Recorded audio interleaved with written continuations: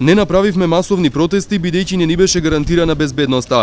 Ова го изјави лидерот на Достоинство Стојан Чеангелов пред почетокот на церемонијата на која поранешниот водач на ОВК и поранешен премиер на Косово Рамуш Харадинај беше прогласен за почесен граѓанин на Тетово. Ако до предизвестно време бевме сведоци како на ветераните од УЧК се градат споменици во Скопје, како имавме амнестија на злосторници кои што се изживуваа врз невини цивили во 2001 година, и како имавме преминување на улици со имиња на албански екстремисти од 2001 година, денес сме сведоци како и на албанските агресори од Косово, бидејќи УЧК од Косово со цели формации влегуваше во Македонија и напаѓаше Македонија, ќе биде доделено одликување, бидејќи за нас титулата почесен граѓанин на Тетово е рамно на одликување. Значи денес Република Македонија преку локалната самоуправа во Тетово ќе го одликува командантот на УЧК од Косово Рамуш Харадинај, кој што со своите единици ја напаѓаше Република Македонија во 2001 година. Воедно изразуваме револт и незадоволство од страна на владеачката ВМРО ДПМН, кој што можеше да најде начин и да го спрече овој чин кој што воопшто не води кон добрососедски односи во Македонија. Живе господин Рамуш Харадинај! Имам често чекам njega денеска овде.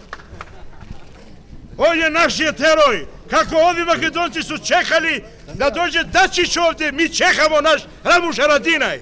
Да живее ДПА! Рамуш Харадинај! По пристигнувањето во Тетово, Харадинај имаше средба со лидерот на опозицијската ДПА Мендух Тачи, а церемонијата се одржа пред зградата на локалната самоуправа. Рамуш Харадинај останува символ на политичар со најдобри национални вредности, кои најдобро ја рефлектираат неговата биографија за слобода и човечко достоинство. Нема збор со кој може да се опише ликот на Харадинај. Се сеќавате во 2008 година сите се откажа од ДПА, а Харадинај беше со нас. Оваа почит што ми ја изразивте не е само за денеска, туку и за во иднина. Ветувам дека никогаш нема да ве разочарам и посрамотам.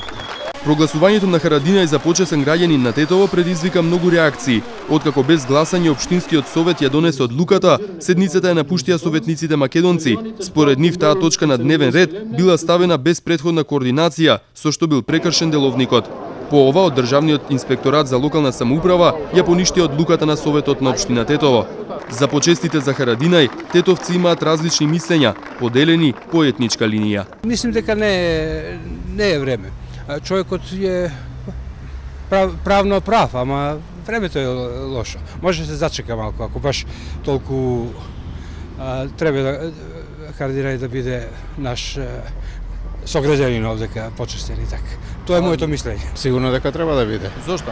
Затоа што го нападна за злостворство, беше во хак, ослободен е од сите оптужби во ретот. Нека биде. Не е лошо тоа. Поради церемонијата од утрото до попладнето беше блокирана улицата пред локалната самоуправа. Автомобилите се отстрануваа со пајак служби, а и покрај штрајкот на комуналците, некој преку ноќ ги исчисти контејнерите.